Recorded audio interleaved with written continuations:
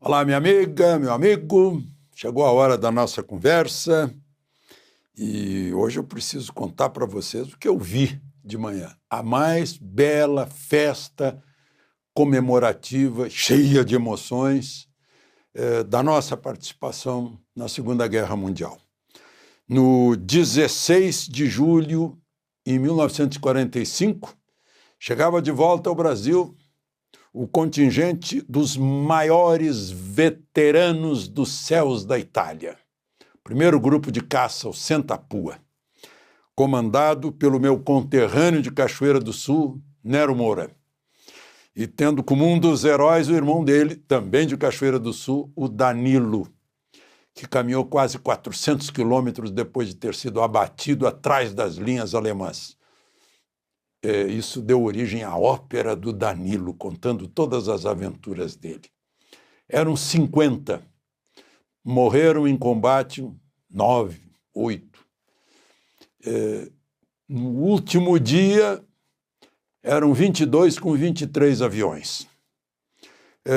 26 deles fizeram mais de 50 missões. Os americanos ficavam boquiabertos com as proezas dos nossos bravos aviadores do Sentapua.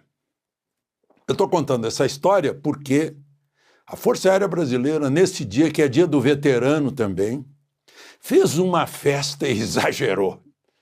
Maravilhosa. Foi na Base Aérea de Brasília. Fizeram a primeira homenagem a Santos Dumont, o pai da aviação. Depois mostraram a Segunda Guerra, por que o Brasil entrou na Segunda Guerra, e a formação do primeiro grupo de caça, formação no Panamá, na Flórida, e depois a ida para a Itália. E as missões maravilhosas.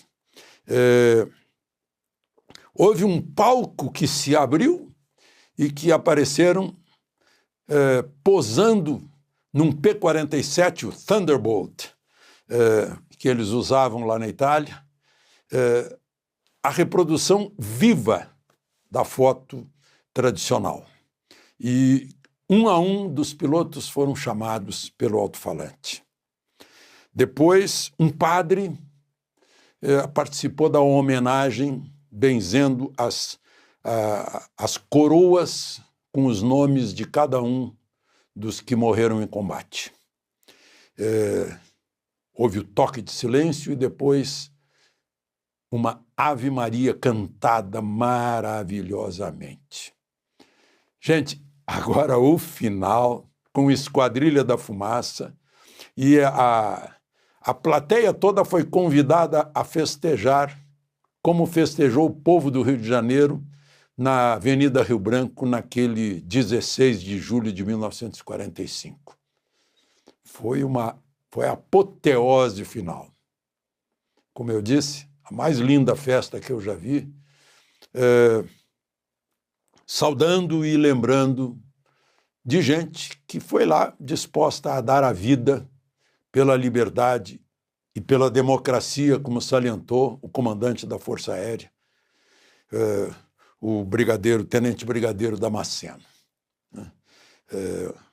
Uma lição para todos nós, do nosso objetivo pela democracia.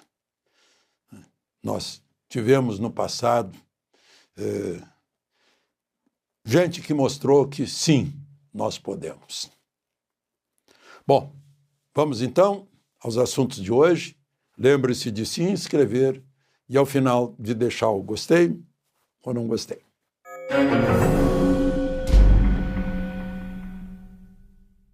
Bom, em resposta ao deboche da jabuticaba, parece que em resposta, né, Trump fala todos os dias em Bolsonaro.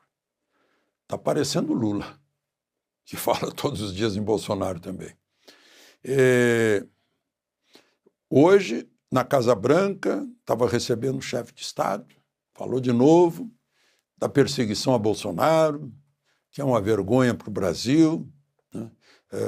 Ele lembrou que está mandando cartas e propondo tarifas de 15%, 20%, 25%, 30%, 35%, e, excepcionalmente para o Brasil, 50%, disse ele, por causa da perseguição a Bolsonaro, que é uma vergonha, né?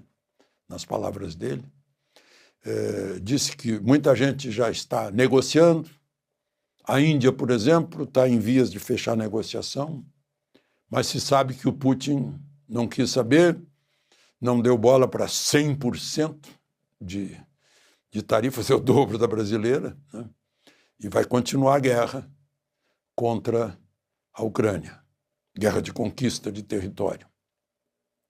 E, enfim, a OTAN, né, eu já comentei aqui, o secretário-geral da OTAN alertou países como China, Brasil, Índia, que negociam com a Rússia, que vão pegar consequências econômicas dessas tarifas. E também, em resposta, a secretaria, o secretário de Comércio dos Estados Unidos, o Jamieson Greer, se não me engano, sim, ele abriu uma investigação sobre práticas comerciais desleais no Brasil, nas transações com os Estados Unidos, com produtos americanos, com direitos americanos, com patentes americanas. Falou em serviços de comércio digital e pagamento eletrônico. Aí todo mundo já se preocupou com o Pix. Não, ele não falou em Pix, mas há preocupação. Muita gente especula que o pagamento eletrônico era feito por cartões de crédito com sede nos Estados Unidos, né, por empresas americanas, e quando o Banco Central entrou concorrendo, o CAD, inclusive, foi examinar empresas americanas que estavam fazendo isso, algumas desistiram, né? O Brasil está se estendendo, tem lugares lá em Portugal que dá para pagar com Pix, né? Parece que a Argentina também. É o Banco Central concorrendo com empresas privadas americanas, provavelmente é isso, né? Mas eles não falaram em Pix, né? E, bom, outra coisa é a venda de marcas americanas, né, falsificadas. E falsificadas na China, né? Em muitos lugares, em muitos mercados aqui no Brasil, que eles também estão de olho nisso, vão investigar, para saber onde os direitos das empresas americanas estão sendo deixados de lado aqui no Brasil. É uma investigação. Enquanto isso, saiu finalmente, né, uma manifestação do governo brasileiro, só depois que o presidente Supremo, ministro Barroso, disse: olha, quem devia responder é o executivo através da diplomacia, e não o judiciário, mas eu tive que fazer essa carta aqui porque o Itamaraty não se manifestou, ninguém se manifestou, né? Agora saiu uma carta, não do presidente da República, mas do vice-presidente Alckmin, que também é ministro do Comércio Exterior, e do ministro de Relações Exteriores, Mauro Vieira, dizendo nessa carta que o Brasil fica indignado, manifesta indignação, que põe em risco a parceria econômica de 200 anos, e quer dialogar, e quer negociar uma solução aceitável para os dois lados. Eu não sei quanto isso fica dependendo de uma decisão do Congresso sobre anistia, porque Trump só fala em perseguição, em caça às bruxas, né? A anistia seria uma pacificação, dos dois lados, né? Mas, por outro lado, tocar anistia agora parece que o Congresso está jungido a Trump, né? Então, não é fácil o Congresso tocar essa questão. Aliás, hoje, lá nessa grande festa para o Senta-Pua, o primeiro grupo de caça, né, estava lá o presidente da Câmara, não estava o presidente do Senado e do Congresso. Estava o ministro da Defesa, estava ex-ministro da Defesa, Raul Jungmann,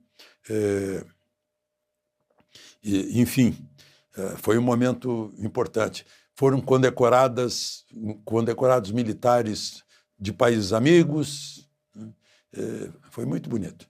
Eu recebi, entregaram, né, condecoraram com a medalha Santos Dumont. Essa que está sinalizada aqui, eu recebi há 40 anos.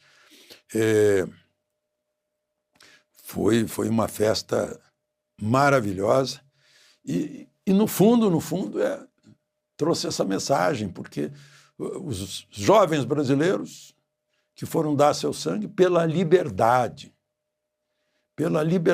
contra ditaduras nazifascistas, Mussolini e Hitler, né?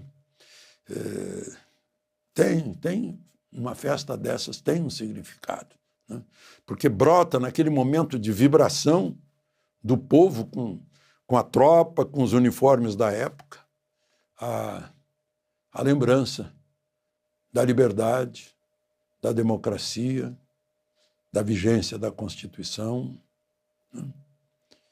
Enfim, foi um grande dia.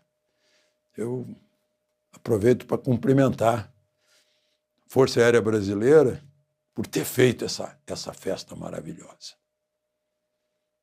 Nunca vi nada parecido aqui no Brasil. Estava de um lado o Gripen, do outro lado o KC-390, e naquele palco maravilhoso, a lembrança dos heróis. Só para contar um diálogo que eu tive muito prazeroso com o filho do brigadeiro Rui Moreira Lima, que foi um dos que brilhou nos céus da Itália. E eu contei para ele que eu tinha recebido o livro de um deles, do Fernando Pereirão Motelin, de Santa Maria, Rio Grande do Sul, e tinha entregue esse livro para o Éric de Castro, cineasta, cujo pai era da Força Aérea, veterano da Força Aérea Brasileira. Ele fez um filme, né, ainda entrevistando os vivos do Sentapua. O filme foi premiado em Cannes, né? Aí eu estava comentando isso com ele e ele me disse, pois é, foi o Motelin, teve uma briga séria com meu pai. Eu disse, eu sei. O seu pai, o Motelin continuou numa missão mesmo tendo sido atingido pela Flak alemã, derramando óleo no para-brisa, ele já não enxergava mais nada, mas continuou na missão. Quando voltou, pediu que limpassem a pista, que ele não estava enxergando direito, pousou, e quando ele parou, o Rui Moreira Lima foi lá no para-brisa para passar o dedo para ver se tinha óleo mesmo. Ele ficou furioso, é claro. De Brasília, Alexandre Garcia.